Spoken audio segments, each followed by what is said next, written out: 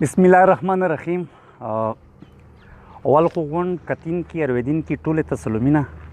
ملګري لکه څرنګه تاسو ته پاته دو چې سبو یعنی په نم تاریخ په جنوبي وزیرستان په اونک کښې د پښتون ژغورنې غورځنګ یوه لویه جلسه کېدون کېدو چې دا جلسه میش په زندان کښې علي وزیر ورسره نور کیم ملګري دي د هغې خوشي کولې په حواله سره ورسره چې کیم په د وطن کښې بیا یو نوې دهشتګردي راوندو د هغې روکتام په حواله سره دا جلسه وکیږي. دا جلسه ډېره مهمه ده. په دا جلسه کښې میش خواست کی چې څومره ښه ملګري ته دا پیغام رسي چې څوک ګډین کړی شي یا د ګډین وکړو، چې څوک ګډین نشي کړی د سوشل میډیا د لارې د خپل دغه جلسې کمپین د پوره خپل یو لوی کوشش وکړو. انشاءالله دا جلسه ته د مختلفې علاقې د مختلفې ضلع نه ها په نمایندګي پوندې د پی ټي ایم ټوله مشرتابه هغه ګډین کړی دی او هغه وکړو.